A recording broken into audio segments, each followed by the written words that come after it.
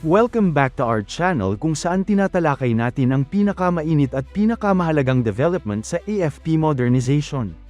Magandang araw mga kababayan. Sa video na ito, tatalakayin natin ang isang seryosong tanong na ngayon ay umiikot sa global security community, may paparating bang US military action laban sa Venezuela? O isa lang ba itong pressure campaign para pilitin ang rehimen ni Nicolas Maduro? Sa nakaraang 24 na oras, sunod-sunod ang lumabas na open-source intelligence reports, satellite imagery, at opisyal na pahayag na nagmumungkahi ng malaking military buildup ng Estados Unidos sa Caribbean region na malinaw na nakatuon sa Venezuela. Kasabay nito, may ulat din na sinamsam ng US Navy ang isang oil tanker na pag-aari umano ng Chinese company, na may dalang halos 2 milyong barrels ng langis mula Venezuela papuntang China.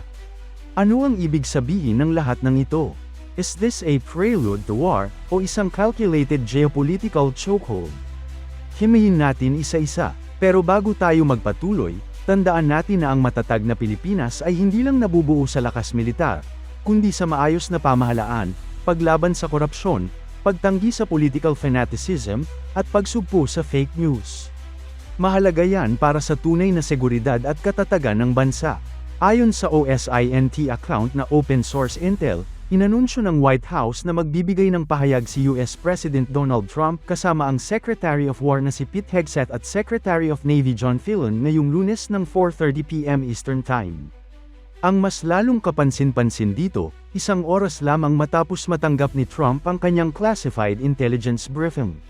Sa military at intelligence world, napakalaking red flag ng ganitong timing. Karaniwan, kapag may sabay-sabay na appearance ang Commander-in-Chief, Secretary of War, at Secretary of the Navy, dalawang bagay lang ang posibleng dahilan. Malaking military operation announcement, escalation warning o declaration ng bagong phase ng isang ongoing operation. Hindi ito press conference tungkol sa domestic issues. Ang line-up pa lang, malinaw na may kinalaman nito sa armed forces at naval operations. Lumabas naman ang mas detalyadong OSINT imagery mula sa OSINT Defender. Sa MacDill Air Force Base sa Tampa, Florida, nakita ang isang malaking aircraft concentration na hindi pang training level. Ayon sa report, mayroong 2 E-3C Sentry AWACS aircraft, 28 KC-13R Stratotanker aerial refueling aircraft. Para sa hindi pamilyar, ang E-3 Sentry AWACS ay flying command centers. Hindi ito ginagamit sa humanitarian missions o exercises lang.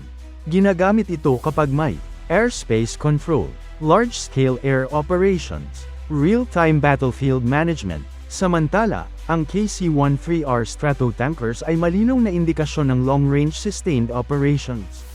Kung may 28 refueling aircraft na sabay-sabay, ibig sabihin nito ay maraming combat aircraft ang kailangang manatili sa ere. Hindi ito short mission, may plano para sa extended air presence. Hindi normal na mag-park ng ganito karaming tanker aircraft kung walang paparating na operational requirement. Hindi lang sa himpapawid gumagalaw ang US.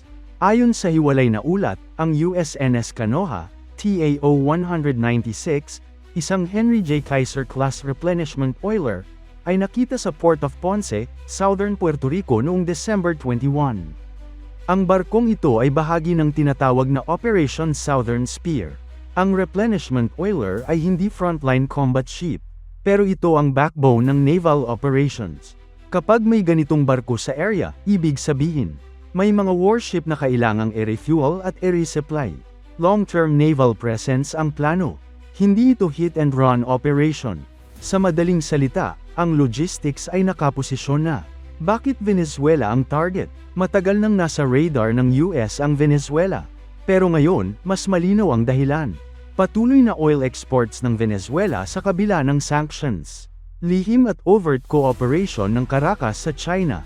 Paggamit ng shadow fleet para ilabas ang langis. Sa ilalim ng bagong utos ni Trump, iniutos ang mas agresibong blockade ng oil exports ni Maduro.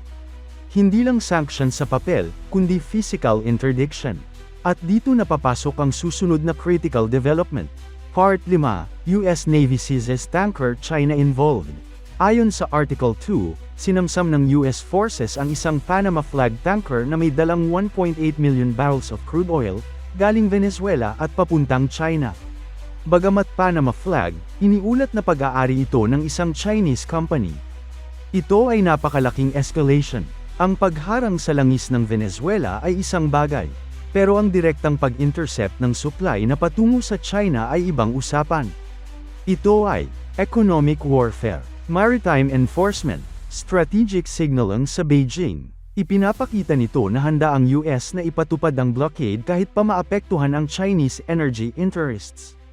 Ang tanong ngayon, legal ba ang ginawa ng US?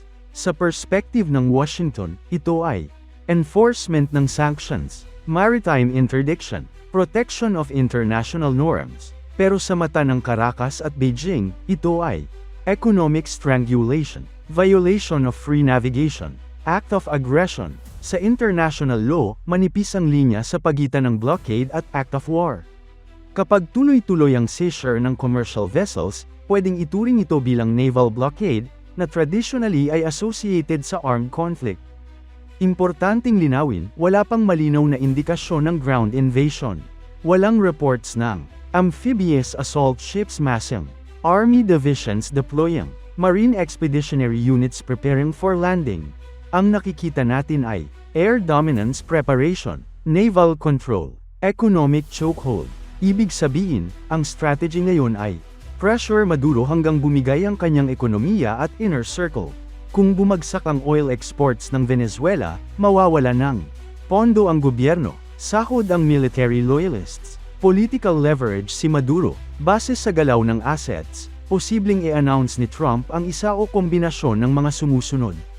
Formal declaration ng expanded maritime security operation.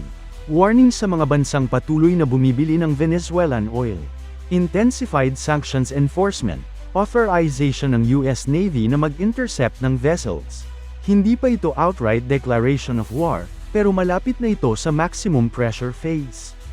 Kung tuluyang ipinatupad ang oil blockade, tataas ang global oil prices, maapektuhan ang energy security ng China, lalaki ang tension sa Caribbean at Latin America. Para sa China, ang tanong ay, hahayaang lang ba nila ito? O magpapadala rin sila ng naval presence bilang political signal? Sa ngayon, tahimik pa ang Beijing. Pero ang history ng great power competition ay nagsasabing hindi basta pinapalampas ang ganitong galaw. Sa puntong ito, malinaw ang isang bagay, hindi ito normal military exercise. Ang kombinasyon ng AWACS, refueling tankers, naval logistics ships, at actual oil tanker seizure ay nagpapakita ng coordinated, real-world operation. Whether this ends in negotiations, regime collapse, o armed confrontation, isa lang ang sigurado, ang Venezuela ay nasa gitna ng isang high-stakes geopolitical showdown, at ang Caribbean ay muling nagiging strategic battleground. Abangan natin ang opisyal na pahayag ng White House, dahil doon natin makikita kung hanggang saan handang umabot ang Estados Unidos. Maraming salamat sa panunood.